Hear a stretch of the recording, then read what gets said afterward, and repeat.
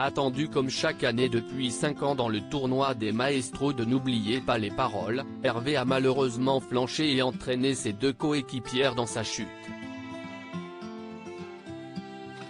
Une fin de jeu difficile à encaisser pour le candidat emblématique. Certaines défaites sont un peu difficiles à encaisser.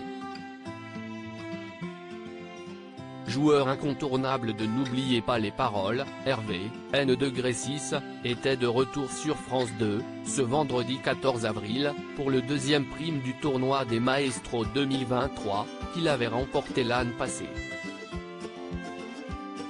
Pour cette 5e édition, l'événement permet toujours aux 18 plus grands gagnants de jouer en équipe au profit d'associations. Ce soir, il s'agissait de l'ARSLA œuvrant pour la recherche sur la maladie de Charcot. La team portée par Hervé, Maureen, N°13, et Natacha, N°15, a malheureusement été écartée de la compétition. Une élimination dont l'intermittent du spectacle s'estime entièrement responsable, comme il nous l'explique dans cette interview. Téléloisirs.fr, quelques mois après votre victoire dans la Ligue des Maestros, quelles ambitions aviez-vous en participant au tournoi des Maestros? Hervé, pas d'ambition particulière, parce que quel que soit le format auquel je participe, j'ai toujours envie de faire le mieux possible. Évidemment pour le tournoi, on a toutes les chances de croire que ça va bien se passer pour les associations, on a confiance les uns en les autres pour ça. J'avais envie de bien faire, de passer du bon temps sur le plateau et surtout de donner un moment de loisir sympa aux téléspectateurs. Comment avez-vous accueilli toutes les nouveautés du tournoi?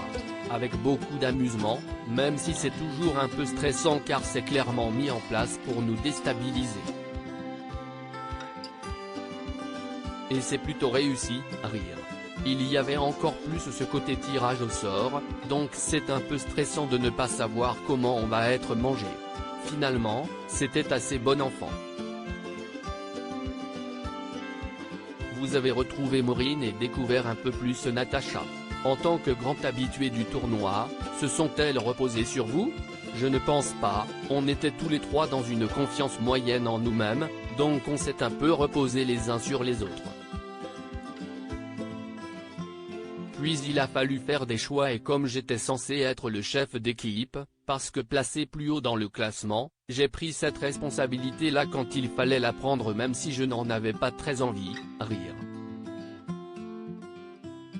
Mais je ne leur reproche pas. De toute manière, pendant cette épreuve, aucun de nous 3 ne cesse de désigner. J'ai donc pris le flambeau et ça ne s'est pas très bien passé d'ailleurs. Vous vous en voulez?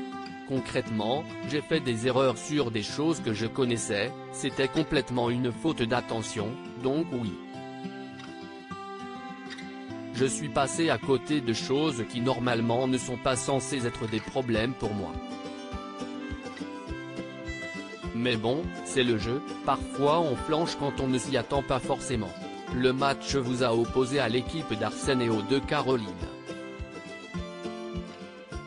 Qu'est-ce qui a fait la différence entre leur équipe et la vôtre? C'est entièrement mes erreurs. J'en fais 2 que je n'aurais pas dû faire. Ça se joue tout le temps sur des choses comme ça.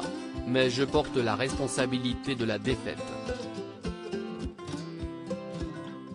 Je n'avais pas revu Cézanne Pain, de France Gall, note de la rédaction, depuis très longtemps, alors qu'elle fait partie de mon répertoire de base. Je pense que j'ai trop réfléchi, en réfléchissant moins ça se serait beaucoup mieux passé. Malgré l'échec, êtes-vous fier de vous? Je ne suis pas fier de moi parce que c'est un peu rageant de se tromper sur des choses qu'on connaît. Mis à part ça, c'était très chouette d'être avec les filles, on était une jolie équipe. C'était un super bon moment, je regrette simplement de les avoir fait perdre. Mais je sais qu'elles ne m'en veulent pas. À lire aussi est-ce que j'ai encore ma place? Hervé, n'oubliez pas les paroles, présent dans le jeu depuis 7 ans, prêt à prendre sa retraite ?